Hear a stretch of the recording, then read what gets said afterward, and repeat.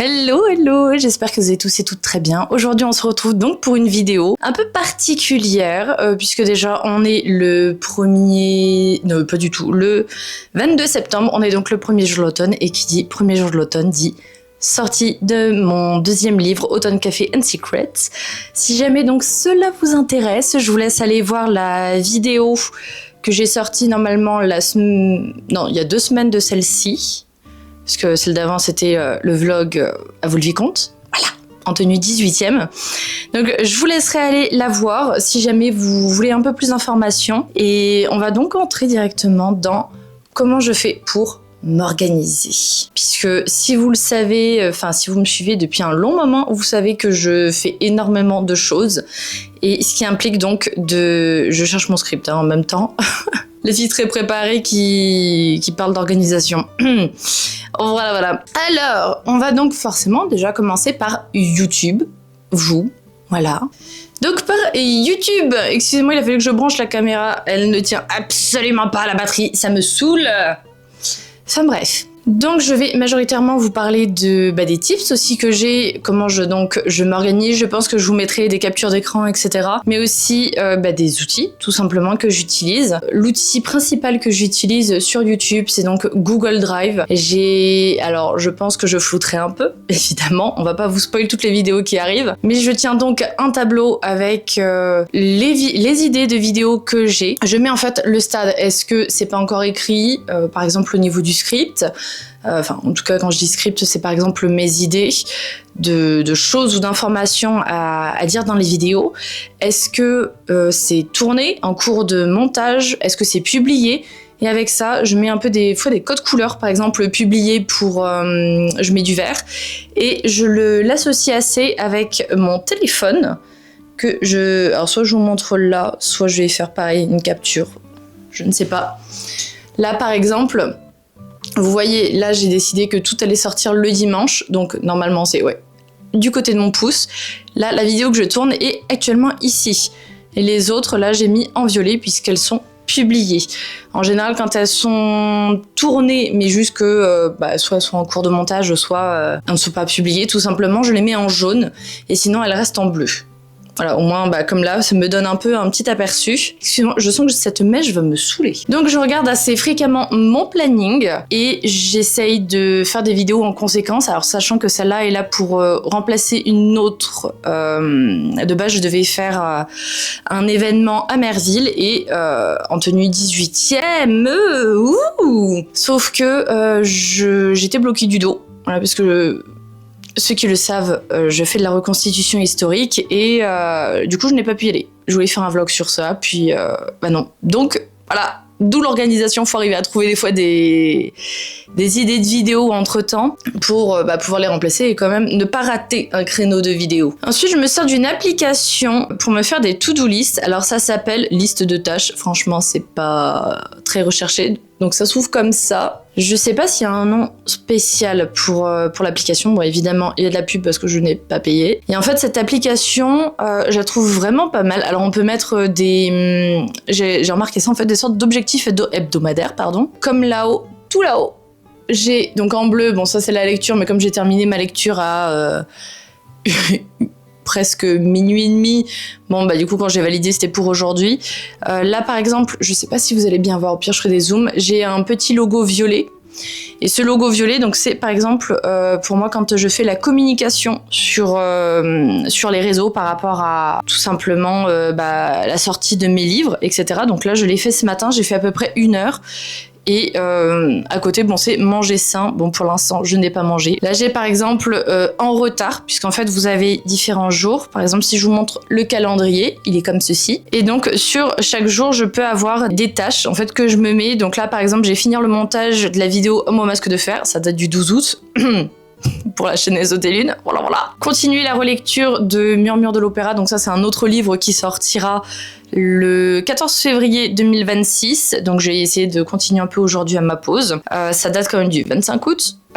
Puis je dois tourner donc 3 vidéos, donc celle-ci, mais aussi 2 autres vidéos, je vais pas vous spoiler. Voilà, par rapport à mon tout premier livre Écho de Versailles, EDV, et continuer le chapitre 1 de mon prochain livre pour Noël. Peut-être que je pourrais le finir avant la date fatidique, je ne sais pas.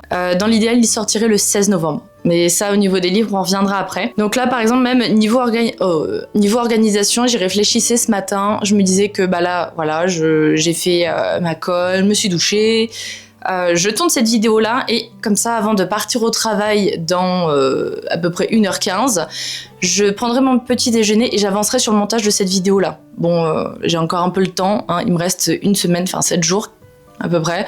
Donc bon, j'ai le temps, mais je préfère être en avance quand même. Donc comme ça, avec et le planning et la to-do list, ça me permet donc de prévoir un peu mes semaines et de me tenir le plus en avance possible. Donc comme là, je reprends la chaîne après quelques mois sans vidéo, un petit mois de pause, on va dire. Il faut que je m'organise. J'utilise également Notion. Donc là, je suis par exemple dessus pour donc mes scripts, que ce soit pour cette chaîne-ci ou pour tout simplement Ésotélune, donc la chaîne secondaire qui traite plutôt paranormal et légendes urbaines françaises.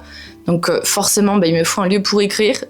Et je me fais également des listes d'idées de contenu. Alors, je crois que je les utilise aussi sur Notion, mais il me semble que j'en avais fait sur Google Drive aussi. Donc en gros, je vais chercher, que ce soit par exemple, il y en a pas mal sur Pinterest, ou bon, ça m'arrive des fois de faire un petit coup de ChatGPT. Qu'est-ce que par rapport au contenu que je veux faire, tu peux me proposer. Et à partir de là, soit il n'y a rien qui m'intéresse, soit je vois des potentiels de vidéos que je pourrais faire et donc modifier, parce que bon, on connaît ChatGPT, ça fait pas non plus des miracles, hein. Au moins ça me donne des pistes. Et je regarde également, c'est vrai que par exemple pour la façon de tourner, bon là on est en face cam, mais je regarde, j'essaie d'analyser un peu les vidéos aussi de mes collègues qui par exemple font des vlogs ou un peu ce genre de contenu, pour voir la façon dont elles tournent, qu'est-ce que je peux améliorer dans mes vidéos. En fait, j'ai eu pendant ce temps de non-vidéo, on va dire, j'ai un peu eu cette remise en question sur ce que je filme, c'est de la merde. Clairement, c'était ça les termes. Le montage ne me plaisait pas, c'était pas le rendu que je voulais, les miniatures ne me plaisaient pas, donc ça fera en même temps, voilà, spoiler, l'office d'une autre vidéo un peu plus tard, un peu rebranding auteur et contenu, réseaux sociaux, youtubeurs, etc. Parce que ça m'allait pas du tout. Et il fallait que je reprenne ça en main, donc ça fait partie des choses que j'analyse un peu, on va dire, dans mon quotidien et pour m'organiser. Ensuite, concernant Instagram. Donc j'utilise une application sur mon téléphone, alors je vais vous la retrouver. Le nom c'est Preview, en tout cas quand ça s'affiche comme ça dans mon téléphone. Donc vous voyez par exemple ici, non ça c'est de la pub, non tant pis. Hop, donc on peut se mettre comme ça, je sais pas. Hop, on peut faire défiler et en fait ça vous met la preview, en fait vous mettez vos photos, vous pouvez même je crois programmer vos posts. Moi j'aime pas trop ça, programmer via une application, je préfère programmer à la limite directement via Instagram. Et c'est vrai que cette application est assez utile au lieu de à chaque fois par exemple se servir de Canva, de changer les photos, etc. C'est compliqué, surtout si à un moment vous voulez poster une photo en avance, il faut tout refaire, etc. Alors que là, vous avez juste à maintenir et glisser et vous déplacer. C'est vraiment une super application. S'il y a un nom plus précis, je regarderai sur peut-être Google Play et je vous mettrai le nom quelque part à l'écran. Alors, je ne le fais pas, mais je devrais. Un planning de contenu, voilà, et de vidéos. J'avoue que ça, c'est encore le point que je dois travailler au niveau de l'organisation, parce que j'ai du mal, en fait, à alimenter les réseaux. Autant faire des vidéos YouTube, je trouve ça simple, entre gros guillemets. Mais c'est vrai que par contre, tenir à jour du contenu par exemple sur Instagram, TikTok, etc. Ce sont des contenus beaucoup plus quotidiens. YouTube, je fais une vidéo par semaine, c'est bon. On va dire dans l'idéal. Et encore, je devrais faire des shorts aussi, vous voyez. Mais c'est vrai que c'est le point où il faut encore que je m'améliore, que je me trouve des pistes. Mais donc, il faudrait que je me fasse des plannings de contenu, donc aussi bien photos que vidéos. Donc pour Instagram, faire les shorts aussi. Je sais qu'hier, j'ai fait un TikTok, mais le montage était quand même correct, on va pas se le cacher, sinon j'aurais pas publié. Mais je manque de contenu, en fait, tout simplement de vidéos, etc. pour être active, sauf que forcément, on a l'algorithme derrière qui nous tient. Et très classique, mais les papiers. Voilà, un papier ou un carnet pour marquer. Et c'est vrai que les carnets, ça je m'en servais beaucoup, fut un temps, faudrait que je m'en resserve. Pour marquer les idées pour mon compte Instagram, je me sers aussi beaucoup de Pinterest pour voir un peu des idées de photos que je peux faire pour le compte Instagram ou de feed tout simplement. Le type de post aussi. C'est vrai que sur Pinterest, on a des fois alors je vais pas forcément dire des templates, mais des listes en fait de potentiellement ce qu'on pourrait faire comme contenu selon notre niche. Et je trouve ça vraiment pas mal. Surtout que j'ai une niche assez fermée, serrée, assez rétrécie en tout cas, puisque je suis principalement sur une niche auteur du coup et reconstitution historique. Donc c'est pas non plus ce qui court les rues, il y en a beaucoup. Mais sur la totalité, si par exemple je compare avec des personnes qui vont faire des contenus je sais pas, de make-up ou de lifestyle, bah voilà. C'est très petit. Concernant mes livres, ces cheveux me saoulent. Voilà, j'ai trouvé le coupable, j'avais une mèche qui était pas à sa place. C'est pour ça que ça arrêtait pas de tomber.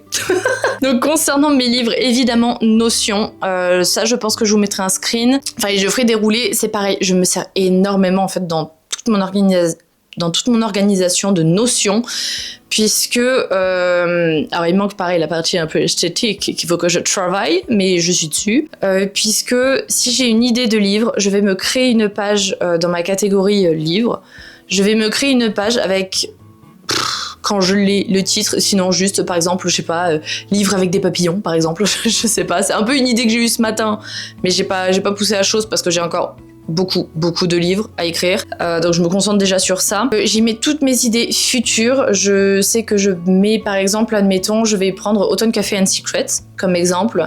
Je vous mettrai peut-être celui-là d'ailleurs en écran. J'ai donc la page principale, après j'ai avec donc le résumé par exemple de l'histoire, là où il y a le lieu, etc. J'ai une page fiche personnage, comme ça où je vais détailler mes personnages. Si je peux, je mets des photos par exemple que je peux trouver sur Pinterest de personnes qui peuvent correspondre à mon personnage, ou alors j'ai aussi découpage de chapitres qui est très utile, puisque alors ça je vous le mettrai pas parce que sinon ça vous spoil le livre puisque en fait dans chaque chapitre je vais avoir le résumé de ce qui doit se passer dedans, et des fois je mets même un peu plus d'informations, où ça m'arrive des fois d'avoir aussi des pages de scènes, idées de scènes, donc j'écris tout simplement des scènes dedans avec à peu près voilà où ça devrait se situer dans le livre. Donc je me sers énormément de ça. Comme dans tout aussi, je me sers de Pinterest forcément, puisque si j'ai un peu la moindre idée, je vais aller farfouiller sur Pinterest pour trouver un peu plus de mood board, enfin des images en tout cas pour me faire un mood board. Je sais que par exemple j'ai eu une idée de livre qui m'est venue en écoutant une musique, ça m'arrive très souvent. Bah du coup je suis allée chercher sur Pinterest, voir s'il y avait des images qui pouvaient correspondre un peu à ce mood, on va dire, cette ambiance que je voulais donner au livre, et à partir de là, je me fais des tableaux, donc vous ne les voyez pas si vous allez sur mon Pinterest forcément. Je me sers énormément de ça, même pour, comme je vous disais, Instagram, pour YouTube. En fait, vous voyez que j'utilise vraiment Pinterest partout. Je pense que les deux dont je me sers le plus, c'est Pinterest et Notion. Donc ça fait pas tant partie, on va dire, de l'organisation, même si ça rentre dedans, puisque c'est quand même quelque chose à prendre en compte aussi, puisque ça fait partie du processus de création, on va pas se le cacher. Google Drive, forcément, pour écrire mes livres avec Google Doc. J'avoue que j'ai pas acheté le logiciel Antidote, qui je crois coûte une blinde, et je peux pas vraiment me le permettre pour l'instant. Donc si je fais des fautes ou des choses comme ça, j'ai Google Doc qui va pouvoir me les corriger. Alors, faut toujours surveiller parce que des fois il me met des mots, c'est parce que je voulais écrire. Voilà, c'est vrai que je m'en sers pas mal, par exemple, pour les différents chapitres. Je vais écrire un chapitre par page, et après je vais faire un one page. Donc une page, je vais mettre tous mes chapitres, et à partir de là, je vais faire l'organisation des pages, ce qui est très pratique aussi quand j'ai commencé à écrire, puisque au tout début, j'écrivais sur LibreOffice, j'ai commencé là-dessus. Puis je postais à un moment seulement sur Amazon et Kindle, et du coup, il fallait que j'utilise leur application, et franchement, très sincèrement, c'est très limité, donc je n'ai absolument pas aimé. Alors c'est gratuit, mais j'ai pas du tout aimé, parce qu'on est très limité dans le choix des pages, du texte, etc. Alors que là où je poste, ce qui me sert un peu d'éditeur en tant qu'auto-éditrice, je peux vraiment tout faire. Par exemple sur Google Doc, par exemple, si je vous prends mon livre Autumn Café and Secrets, ici présent, je vais vous montrer par exemple. Cette page est parfaite. Je peux par exemple mettre un fond de page comme je le veux, le haut également, et l'en-tête, Enfin, même si c'est pas vraiment dans la tête, je vais pas vous le cacher. Et voilà. Surtout, ça c'est typiquement ce que je n'aurais jamais pu faire. Hop. Avec Kindle, mettre des images. Donc là, dans ce livre, il y a des recettes. Et je n'aurais jamais pu le mettre, par exemple, en pleine page. Il y a beaucoup de choses comme ça. Là, par exemple, même au tout début du livre, avec les remerciements, etc., je n'aurais jamais pu le faire autrement. Donc, Google Doc. Franchement, très pratique. Très, très pratique. Ensuite, évidemment, j'utilise Canva. Canva, ça fait partie aussi des... En fait, je vous parle d'organisation mais dans la vidéo, mais c'est un peu les outils que j'utilise. Hein. Je sais pas si le titre sera vraiment correct, mais bon, écoutez. Canva, parce que je m'en sers pour la mise en page, notamment de mes couvertures, ou si j'ai, par exemple, le montage là des recettes, je les fais sur Canva. Pour des montages d'illustrations, si je veux ajouter des éléments ou faire des petites modifications. Et je couple ça un peu avec Procreate, donc qui est sur ma tablette, où je fais donc toutes les illustrations qui sont présentes tout simplement dans les livres, ou même pour faire tout simplement la couverture. Bien évidemment, je fais au préalable mes sketchs, au crayon simple, sur papier, et après je retrace. Et le dernier point, je fais donc, comme je vous l'ai un peu dit, de la reconstitution historique, et forcément ça nécessite aussi de s'organiser. Donc en général, ce que je fais, c'est quand on a un forum avec l'association avec laquelle je fais ces sorties-là, donc je regarde sur le forum les différents événements qui peuvent m'intéresser, et à partir de là, je vais les noter donc dans mon agenda sur le téléphone, et en conséquence, je vais, pareil, relier avec la to-do list, l'application que j'ai, par exemple des projets de couture que je peux avoir à faire, puisque majoritairement on fait nos tenues. Donc je me les note, je m'organise au niveau de la couture pour ça. Je regarde aussi très souvent Pinterest pour des inspirations de tenues, mais aussi pour trouver des tableaux, tout simplement, qui peuvent donner des inspirations historiques, pour le coup, pour les tenues, qu'on mette pas n'importe quel motif, etc. Bien que franchement, moi je vais pas vous cacher, dans les tenues, j'essaie de rester le plus simple possible, au moins comme ça, voilà. Donc ça permet de bien analyser et de se rapprocher de la réalité. Et donc pour la couture, j'essaie de m'organiser par projet. Bon, même si je suis pas forcément la plus forte pour ça. Faut m'organiser par projet, parce que j'ai tendance à papillonner un peu partout. Par exemple, pour mes livres, c'est la même chose. Et je fais au feeling, au mood. J'ai du mal à faire de A à Z si je ne suis pas motivée ou dans l'état de le faire, entre guillemets. Donc là, je sais que j'ai une robe 18e à l'anglaise. Je vous mettrai une photo à côté de à quoi ça ressemble, que je suis en train de faire. Il me manque tout le manteau de la robe à faire, donc c'est pas le peu. Hein. J'ai au moins le faux cul et la jupe, la sous-jupe, de fête. Et là, il faut que je termine ça. Et en même temps, j'ai fait des patrons pour une tenue Belle Époque que j'aimerais faire. En fait, j'ai réutilisé un tissu que de base j'avais acheté pour faire une robe Premier Empire, sauf que j'en ai déjà 2, je crois, à terminer. Voilà. Bon, il y en a une, ça sera pour un événement, un peu cosplay, et potentiellement un tournage aussi. Donc celle-là, je pense que je vais la réutiliser pour un autre projet. Donc il faut forcément que j'essaie de m'organiser en conséquence. Bon là, j'avoue que la robe de base, elle devait être pour ce samedi. Je l'ai pas terminée, mais bon, c'est pas grave, j'en avais une autre. Mais c'est vrai que de ce côté-là, j'ai un peu plus de mal à m'organiser aussi. Parce que la couture, ça prend beaucoup de temps et faut vraiment être motivé. Même avec une série derrière, j'avoue que des fois, c'est compliqué, surtout quand on a la machine qui fait des siennes, ça démotive. Donc on en est à la fin de la vidéo. Je vois qu'on en est déjà à 23 minutes.